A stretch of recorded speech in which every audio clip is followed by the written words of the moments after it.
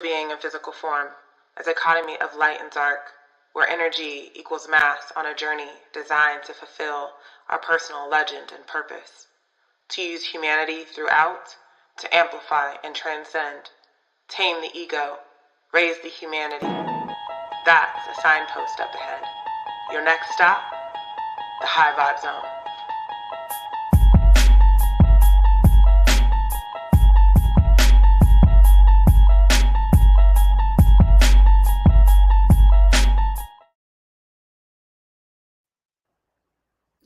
Hey y'all, hey. Oh my goodness. I have really been enjoying these lives, these LinkedIn lives. I hope y'all have been too. Let me just throw this up here. Welcome to High Vibe Zone. I'm Sharice Fonts, your host. And if this is your first time, welcome to the High Vibe Zone. You did not find this place by accident. This is a high vibe space where we talk about topics to ultimately get to transcendence. So whatever we're talking about, we want to transcend that, at least create the space for it. And if you have, this is not your first time, welcome back. Y'all know what to do. Show the comments some love. Love seeing y'all in the comments. And I hope that you bring some great questions or just some thoughts to this conversation, as this has been, this topic specifically has been a lot in the ecosystem of some of the workplaces that I've been in. This has always been a thing. So whether you are falling into the category of a new parent, expecting parent, OG parent, this is for you. Or if you're a manager or a leader in a company, this is also good information for you to have as you will be navigating parents in the workplace. So sit back, relax, enjoy. You have come to the right place. You've entered the High Vibe Zone. I'm so grateful and thankful that you are here. And whether you're watching live or the replay, doesn't matter. Still got some good stuff for you. So let's jump in, diving right in. This is Returning to the Work, a doula's best advice. And if you haven't guessed it, I am a doula. So we're going to start very basic and we're going to work our way up. So a doula is a person that helps families with birthing their babies and beyond. So if you know what a midwife is, which is similar to an OB or a doctor in the realm of birth, doulas do everything but catch the baby. So we do nothing medically. Everything that we do is really supportive of the birther and their partner and the family unit. So doulas are amazing. If you have not heard of doulas, maybe you've heard of birth coaches, very similar vibe. Doulas are in the up and coming. I have yet to meet a doula I do not like. I think doulas are really cool. So I just want to give a shout out to all the doulas out there. And you know what's interesting? I haven't really seen too many doulas on LinkedIn. So if you are a doula and you're watching this, I would love to connect with you and have virtual tea. Doulas like tea because coffee is too much for us, like most of the time. It's very interesting. So anyway, that is what a doula is. And so I'm going to be giving you some of my greatest advice as I've helped families birth their babies and navigate back into the workplace. In fact, I mentioned on, I think it was the last High Vibe Zone, where I talked about how to protect your mental health in the workplace. I mentioned a friend that was going back to work and she was feeling really nervous. Her baby, I think is 6 months around that time, maybe a little bit younger, going back into the workplace. And so it talks a little bit about that. She had a great first day. So just sending out all the good vibes to the parents. This is not exclusively for the birther, but I'm going to be touching on both aspects of returning to work as a new parent, as a expecting parent. And if you're an OG parent, you got a couple kids under you, like what does that look like? That family unit is always shifting. So I just want to clarify that this is for all involved in the birth experience, no matter if you're the birther or not. And so if you have any questions, drop them in. Definitely happy to answer them for you. So let me get started. Before I made a couple of notes. Oh, the other thing I want to share with y'all, let me pull this up real quick, is I will be linking a guide. Let's see if this shows. Yes, you can see this. I will be linking. I could leak it too. It's my guide. A guide to returning to work for growing families. So this is a doula's guide. So a lot of stuff that I'm going to be talking about here today in the High Vibe Zone will be in there with some more expansive information and a little bit of Q&A. It's not a deep guide, but it is something for you to look through, have, sit around, and enjoy. So I wanted to share that with y'all for sure. And then I have one other resource that I will share with you. It's not, again, these are very simple things to kind of start on your journey if you're returning to the office or returning to work. And let me pull this up as I'm hanging with y'all. Here we go. This is my doula practice. It's called Dear Doula, Birth and Beyond. And it has a lot of helpful information if you're just exploring what a doula is and trying to see, what and how to navigate your birth and postpartum experience. So this is just a little bit of what I do as a doula. There are so many other doulas out there, but this will give you an insight into what a doula is. I don't know if y'all can see this, but essentially kind of goes through what is a doula and just gives you some helpful information. So if you want to continue the journey, for sure, check out deardoula.love, and I will be dropping all of those informations into the comments for y'all to watch later.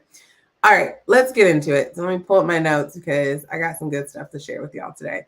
So essentially, when you are thinking about returning to work, I really want to kind of take it back to the beginning or the genesis of some of this stuff. So the work really starts before returning to work. So what I mean by this is, your birth and your pregnancy experience really leads into your postpartum. A lot of people don't really associate that with, the postpartum and as it being a big factor into your parenting and different things like that. But the birth experience is so key into how your postpartum is going to be, which also leads you into how you're going to be able to show up as you return back to work. So really the work starts there. The birth leads into your postpartum. This has been kind of circulated around a lot of doulas in the conversation. And this is, I don't know, I don't think it's outdated advice, but it is something that I would say to be very mindful of. I would work less on the birth plan and really focus on your postpartum plan. What that looks like is who's going to do what, setting expectations for the birther and the partner, and who else is involved in the family unit. Looking at meals, looking at your community, who can be part of your tribe. That's another thing, is starting to really build that tribe of support, because not one person can be all things to you. As you're going through postpartum, what's really fascinating, and I want to talk a little bit about this because it's really important, not just the birther goes through postpartum, the partner also goes through postpartum. I often refer to this as like the dad gets left out a lot in this experience. It's like, okay, you got me halfway there, and like, there we go, bye. But the partner also goes through postpartum experience, and it's not very widely talked about. So when you think of the holistic component of a postpartum experience, your hormones are just getting back to center, and they won't be back to center for a very long time. So I think that is something to pay attention to, especially with our Western culture here in America. We think, okay, you got 6 weeks, 12 weeks, you're back to normal. That is not true. It takes a very long time, because birth is not just physical. It's spiritual, it's emotional, it's mental. And so all of those components have shifted during the carrying of the baby and the birthing of the baby. So there's a lot that happens, and it's not just affecting the birther. So being mindful that it's not just the person carrying the child, but it is also the one that is supporting.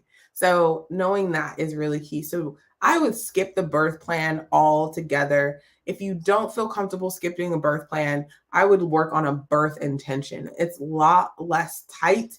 Birth plans usually set up for challenging expectations, where we've seen it really fall flat in the postpartum recovery, is when the birther is really looking to go for a natural birth, or they want no medication. And because they are so strict on what they're preparing for the birth, not really paying attention to all of the modalities or the continuity of care leading up to the birth, they end up with a cesarean birth. And that, if you've ever experienced an emergency cesarean birth, which is a lot different than a planned cesarean, it really does cause a lot of trauma and challenges just on the recovery coming into it, because you go into it with a different mentality. And an emergency cesarean birth is completely different than anything that folks can have planned or can expect. So I really just want to encourage you, set a birth intention, which usually is, I intend to give birth to the best of my abilities, be empowered by those around me, really honor where my body is and go with the flow, as birthing is about flow. You cannot birth anything, whether it's physical, non-physical, with constraint. So adding that in there. Another thing I already talked about, but just finding your tribe is really, really key. So finding people around you that, you know, you can set up as a doula. One of the things that I do towards the last visits with families is find support for the birther, and then also help the partner find support. So this means I help them draft. I have like a little template that they send out to 3 or 4 people and say, hey, you know, just, you know, met with our doula, wanting to see if you would be open to supporting me during my postpartum. And what that might entail is, you know, emotional support, an ear to talk to, or someone to come actually physically be with me, and really setting up that tribe so they know. And then also the other side is the people you choose to check in with you. And like, I haven't heard from you in 3 weeks. Like, how is it going? Is there anything that you need? Can I bring you dinner? Things like that. So that means setting up your tribe way before you give birth makes things a lot easier. So finding that tribe and doing it that way. This really plays into kind of earlier I talked about continuity of care, which essentially is called prenatal care. It's just how you continue getting care throughout your pregnancy.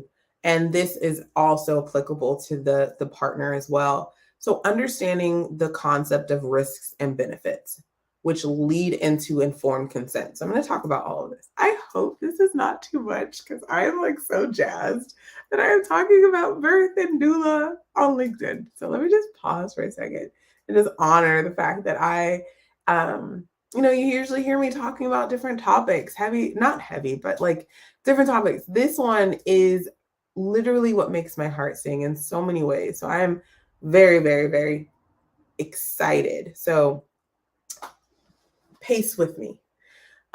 So let's talk about informed consent first. Informed consent is not something that you typically see in pathology. Or in birth, if you birth in a tradition, like in a, I can't even say it's traditional, but if you birth in a hospital, informed consent is not usually there. So usually what it looks like, I have this example. My daughter is 6. Yes, like she's turning 7 next month. My daughter is 6. We took her to the doctor because she wasn't feeling well. And so the doctor did their examination, and they're usually pretty good about explaining certain things. Like, I'm going to, you know, check your nose, I'm going to check your eyes, check your ears, things like that. And so we kind of came to the part of the visit where they were like, maybe we should do a COVID test. And I was like, okay. And the doctor asked my daughter, like, hey, do you want a COVID test? My daughter just kind of was like, yeah. And I said, hold up. I was like, let's explain to her what this means, informed consent, which goes into risks and benefits. So I had the doctor explain to her, well, I explained it to her, and then the doctor backed me up, what entails with a COVID test, them going in your nose and what it might feel like and what to expect and things like that. And I allowed the doctor to finish up. Then I asked my daughter, do you want to do a COVID test? That is essentially what informed consent is. Most of the time, what you'll see is the doctor will be like, okay, we're going to do this. You want to get induced. It's going to help with this. They tell you more of the benefit of what something is, but they don't give you an actual picture of what it all entails. So you usually find out when it's actually happening to you. That's not informed consent, and that does not help anyone feel empowered in the decision making that they're doing. So informed consent really gives you like the risks and the benefits up front. So for example, our roles as doulas in the birth space, and this only tends to be applicable, I've never seen it in another setting, but in hospital settings where they're giving birth in a hospital. Home birth is a completely different thing. So informed consent, doctor or nurse will come in, say, hey, we need to put you on this, or we want to do this. At that point, unless it's an emergency, which you'll know, we say, hey, what are the risks? What are the benefits? And then we also have a thing called BRAIN, which I'll include in the kit. That's very, very helpful. I can't give you what it stands for right now. Actually, maybe I can just look it up because I'm going to pull one from my awesome friends book because, here we go. So BRAIN means what are the benefits? B, what are the risks? R, are there any alternatives? A, what does your intuition say? Never question that intuition. So I, and then what if we do nothing? N, if you have time to do BRAIN, you have time to make a decision where you don't need to, you have space to make a decision. So it's really important that you start practicing even before you conceive, and especially during your postpartum and continuity of care. Okay. I mentioned this before, but I'm going to just hug on into this. I don't want to say dig. It's like, it doesn't really hug all into this. All go through postpartum. So when we think about returning to work, everyone within your family unit is going through postpartum. Those closest to it are going to experience it more. The birther, the partner. Kids also go through postpartum, but I have not yet spent a lot of time with that. You might see like it might have like a newborn and a 3-year-old or a newborn and a 4-year-old. And they're like, oh, they're going through regression. They're just peeing on themselves or they're wanting to do this. They're probably going through postpartum, but I don't have enough information around that. Just a theoretical thought. So knowing that the birther and the partner both go through postpartum, it's really important that you set and plan really intentionally as best as you can, plan for your postpartum, which I'm going to give you some tips as it relates to returning to work. And they all intertwine. So if there's any questions or thoughts about what I've shared so far, go ahead and drop them in the comments, or you can just send me a note on LinkedIn if you want to have a conversation there. But we're about to dive into returning to work and just the tips that I have, the best advice, the advice that I sit with families on as they bring me into being their doula in the most honorable space I could possibly imagine, the birth world. What I tell them, what I give them, what I coach them on before they give birth and after. So here we go. And if you aren't great at taking notes, don't worry, I'm going to reiterate all of these in the awesome guide that I will share with y'all. Okay. So create a transition plan. So transition plan. So now I'm going to kind of change my hat around a little bit. I've been in people ops for a decade now, and maybe a little over, but one of the things that I've always worked with is expecting families and people returning into the workplace. And something that I've found tried and true is creating a transition plan back into the office. So what this tends to look like is a transition plan is going past your leave. So let's say your leave is over, your time is over. There's a transition month that you utilize to get back acclimated into work. And it doesn't necessarily need to be a month. You could do 2 months. I'm a huge fan of 90 days, but some people might not have that flexibility. So let's just say your transition time is a month. And basically what you do is you take that work week and you chop it up. So you say, I'm going to come in, or I'm going to do work, 2 days. I'm going to start with 2 days. And then my next week, I'm going to start with 3 days. And you set hours. So I'm going to work 2 days a week for 3 hours a day, or I'm going to work 3 days a week at 3 hours a day. All I'm saying, there's no formula for this, but I'm just giving you a general idea of what a transition plan could look like. And what you do is it's just transitioning you back into getting used to working shorter days, shorter hours. It's going to be a lot easier on your system, whether you're the birther or not, and how you get in. So maybe if you're not birthing, if you're not the birther, you might have a more extensive or less transition plan. You might do 2 weeks transition just to see how the family unit works. Because mind you, you have a little one at home. That little one might not sleep well, might not eat well, might, all of these different things are going on. So you have to be mindful of just easing into things as much as, you sometimes hear, I'm getting back to work. It's not as glamorous as it looks on the outside. So just be mindful of your transition plan. For people ops folks and HR, I highly recommend implementing this into your workplace, into your paternity or maternity or family leave, whatever that is, saying, hey, you get X amount of weeks covered. And we're also offering you a facilitated transition plan for you to go into. Also, I highly recommend working with a doula. Cleo, which I'll drop a link in to as well. They're here on LinkedIn as well. They're an amazing company. They got all doulas and they really focus on families. Companies, just link up with a company like that and allow them to take care of your people, your expecting families, those types of things. So create that transition plan. It's going to save you so much anxiety and stress and allow you to kind of see what you need. Because sometimes you don't know, what am I going to need after I have this child? You don't know. So creating a little bit of space, you have the space and time to do it, please do. Meal prep is huge.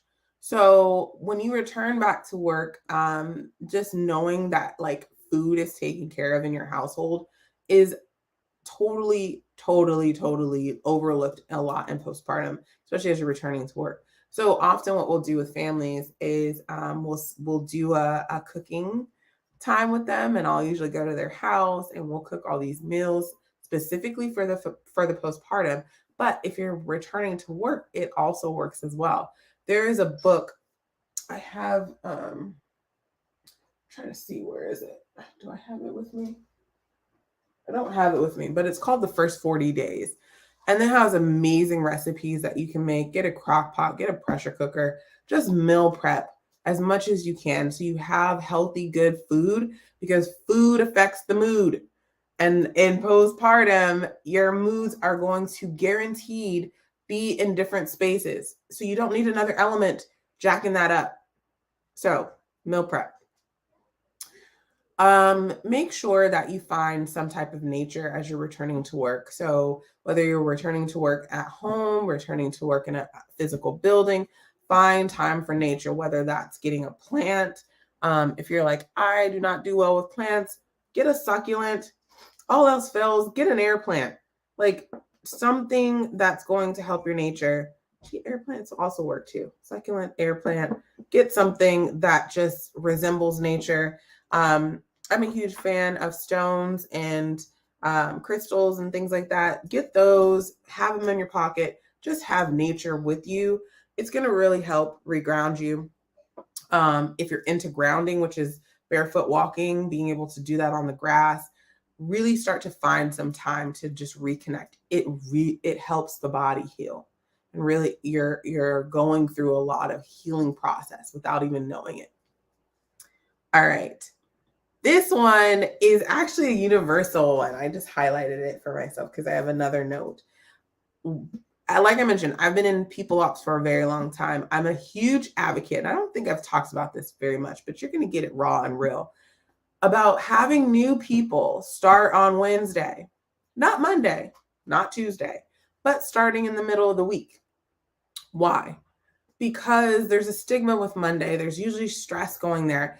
If you're starting a new role, the shorter the week, the better you start to get into things. Just gives you a little bit of chugga choo-choo, where you're not just like, oh my gosh, I have a whole week ahead of me. So when you go back to working from returning from your leave, go back on a Wednesday. Make that week shorter for you. Allow yourself to get into it.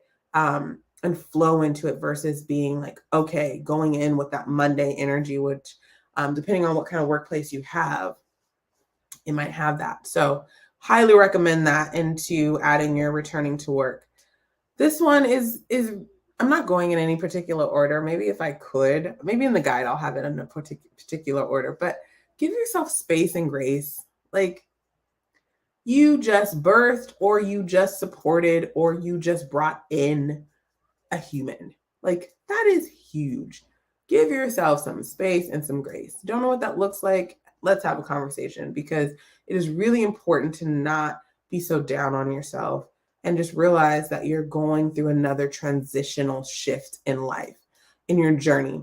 It's like your journey was going kind of like this, and then all of a sudden the lines became dotted and they actually went diagonal.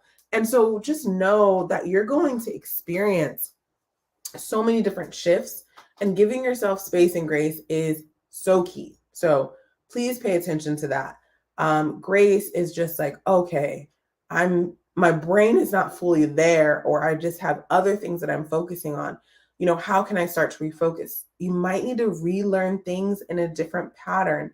So just give yourself some space, some time, breathe, take it all in, and just be kind to you during this transition time. Hydrate. So I don't know if you've taken my self-care class, you've heard this before. So if you hydration is so key to the functions of our bodies. So I recommend really making sure that you stay hydrated.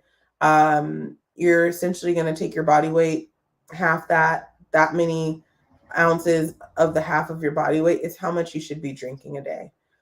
If you can't drink that much water, get some electrolyte packets, get some coconut water, get something that you can get down. But hydration is going to really help with some core components in your body and your mood.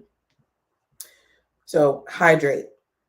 Communicate your needs. So this one, I feel like I'm not going to be able to pack everything into here because I have so much to say about these, but it will pack it in the guide. So we're good. Communicate your needs. This one is really important. How do you become an assertive communicator of your needs? A lot of that really starts before you have the child, before you have your baby. Really learning how to do that. If you did not have a great birth experience, you might find that you struggle with that. I have a book for you I'm going to recommend. This is a book that I recommend for a lot of companies and leaders. This book is Fire, Fire, Fire. Do not sleep on this book, because what it does, and I've talked about it before in the high vibe zone, is it gives you a range of ways to respond to certain things. Sometimes we don't say what we need because we don't know the words and how to express that.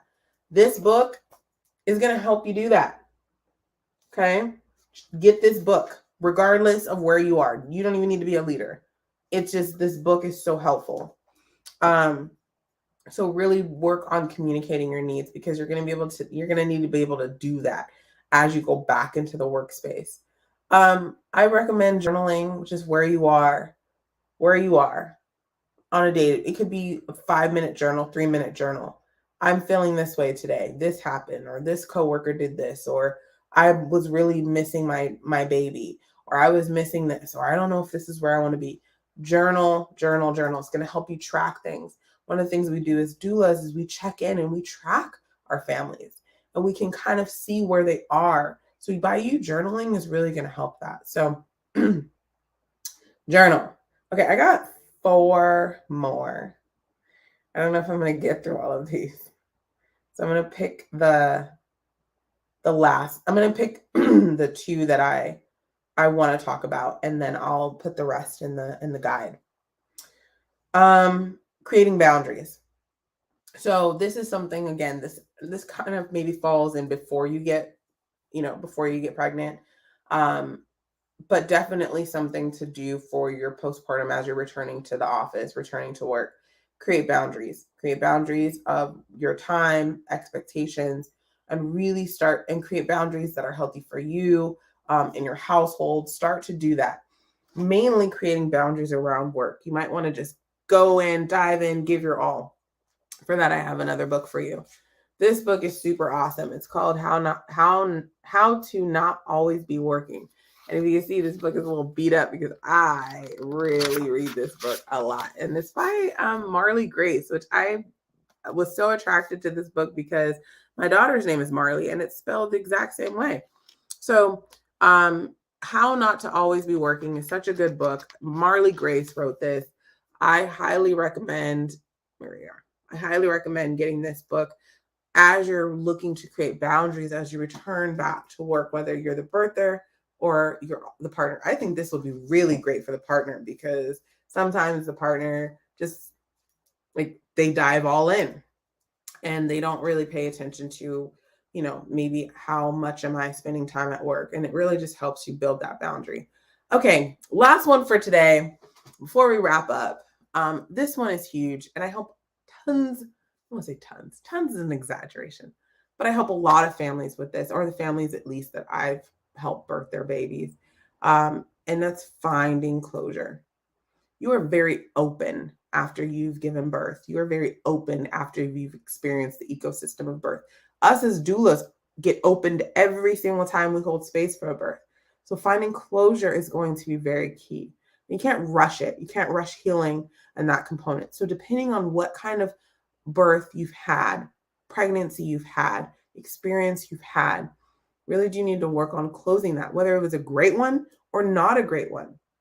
So I really do encourage finding closure and doing that actively as you're going back into the workplace or going back into work, because it is such a challenge to be able to juggle everything. And sometimes just closing out one thing, energetically getting something off of your plate so you can at least move some things around or have some little space to do the best that you can, is going to be so, so key. So I'd like to just encourage you all as I wrap up here that when you're returning to the office or returning to work, whether it's a physical or a virtual space, be mindful of the energy that you have, because you're carrying a lot, even though whether you've birthed or not, you're carrying a lot. There's a lot that is going on underneath the surface.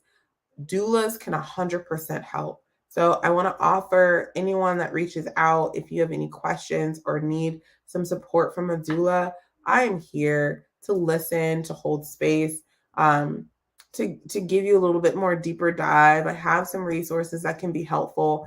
Again, we don't do anything medically, but I have a wonderful network of midwives that can really help you navigate if that is something that you need.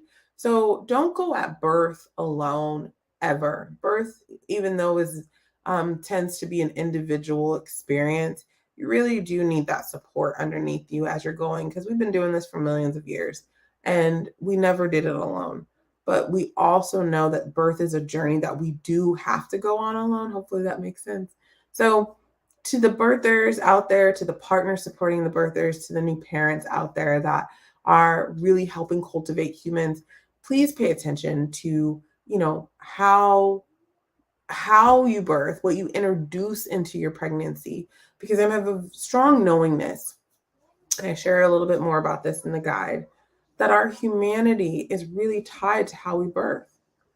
how we bring humans into this world is tied to how we end up becoming what we are in our society. And so if we disconnect from the core components of birth, we tend to disconnect from our humanity. There's a lot of pathology, and some of it's needed and some of it isn't. But I'm telling you, get a doula, just have a conversation with the doula. Just bring a doula into your ecosystem as you're navigating returning to work. And employers, companies, leaders, get doulas on deck at your company, because you have families that are going through stuff, and doulas can be a outside empowering support for them as they're going through the workplace. So that's all I got for y'all today. I just want to thank you for sitting in live, watching the replay. I hope you reach out, because I would love to answer any questions that you have offline, or have virtual tea with you if you like. But until the next one, y'all, I just send you off with a blessing of light, love, and gratitude. Thank you so much for joining me, sharing space with me, listening to me, and absorbing the energy. You have been here in the High Vibe Zone. I am Sharice Fonz, sending you again light and love for the rest of your week. Take care. You're a spiritual being in physical form, a dichotomy of light and dark, where energy equals mass on a journey designed to fulfill our personal legend and purpose. To use humanity throughout, to amplify and transcend, tame the ego, raise the humanity. That's a signpost up ahead. Your next stop, the High Vibe Zone.